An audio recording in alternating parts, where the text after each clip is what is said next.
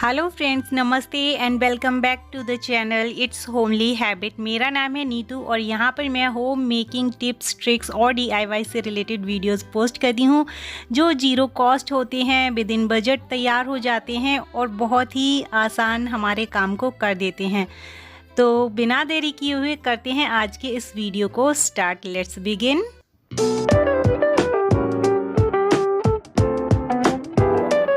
आज के वीडियो में मैं यूज़ कर रही हूँ ऐसी बच्चों की पुरानी रफ नोटबुक के पेपर्स, या कोई भी ऐसे पेपर हों, या फिर आप न्यूज़पेपर भी यूज़ कर सकते हैं।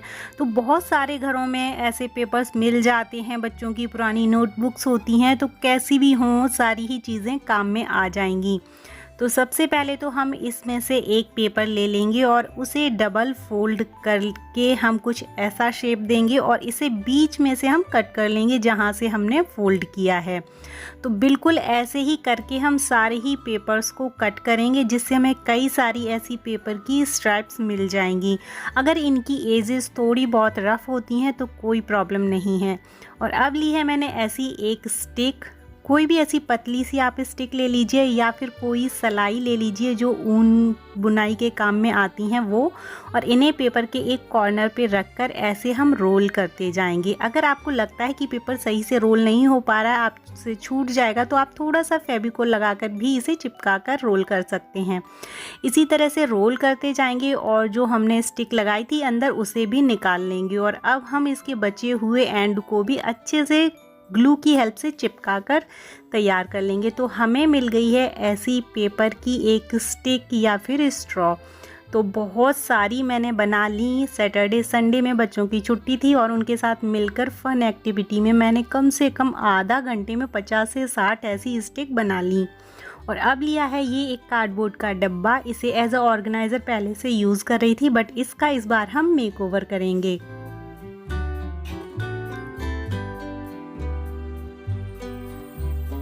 कैसे भी शेप का, कैसी भी डिज़ाइन का आप कार्डबोर्ड का डब्बा ले सकते हैं। और अब मैंने जो स्ट्रॉ बनाई थी उन्हें बीच में से कट करके एक स्ट्रॉ में से 2 स्ट्रॉ बना ली, क्योंकि जो डब्बा है उसकी ऊंचाई है उसके हिसाब से ही मैंने इन्हें कट किया है, जिससे कि मेरी एक्स्ट्रा स्टिक बर्बाद ना हो। और अब हम लगभग 1-1 इंच की दूरी पर ग्लू चिपकाएंगे और उसके ऊपर हम ये स्टिक चिपकाते जाएंगे। डब्बे को आप देख रहे हो कि मैंने उल्टा रख लिया है और इसके बेस वाली साइड में मैं इन स्टिक को ऐसे चिपका रही हूँ। तो बिल्कुल ऐसे ही चिपकाना है और चारों ही साइड में मैं चिपका लूँगी। तो कहीं पर कम या ज़्यादा हो जाएं ऐसी कोई ज़रूरत नहीं है कि बराबर ही लगनी चाहिए चारों ही साइड में। कहीं पर कम भी लग सकती हैं और कहीं पर ज़्यादा भी लग सकती हैं, बट आप डिस्टेंस ध्यान रखिएगा। जो भी स्ट्रॉ आप चिपका रहे हैं उनके बीच की जो दूरी है वो लगभग आप 1 इंच रखिएगा, तो बहुत अच्छा शेप बनेगा और बहुत अच्छी पैटर्न भी उभर कर आएगी। बच्चों के साथ मिलकर ही मैं ये सारी एक्टिविटी कर रही हूँ।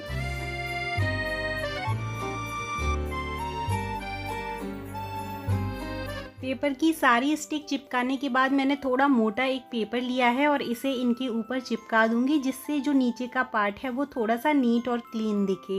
और अब हम इसे सीधा करके रखेंगे सूखने के लिए और इसके ऊपर अंदर की साइड में थोड़ा सा वजन रख देंगे, जिससे कि सारी ही जो स्टिक हैं वो अच्छे से दबी रहें और चिपक जाएं।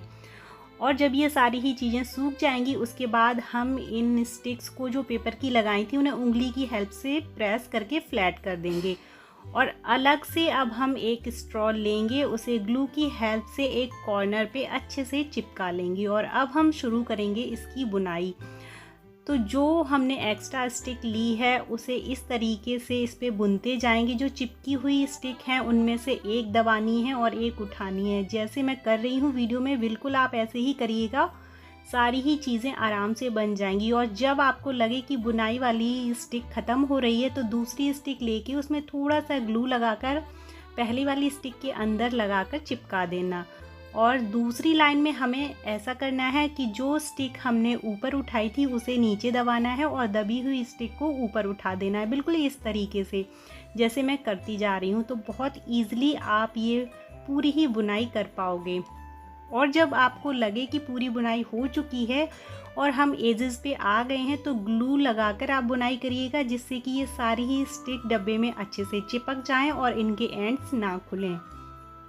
सारी ही चीज़ें अब तैयार हो गई हैं, पूरी बुनाई कंप्लीट हो गई है। तो जो एक्स्ट्रा स्टिक्स हैं उन्हें हम कट करके हटा देंगे और अब हम करेंगे इसके ऊपर कलर। तो सारे ही कलर्स जो मैं यूज़ कर रही हूँ वो एक्रेलिक कलर हैं और शेड आप अपने मन से अपनी चॉइस के हिसाब से सिलेक्ट कर सकते हो।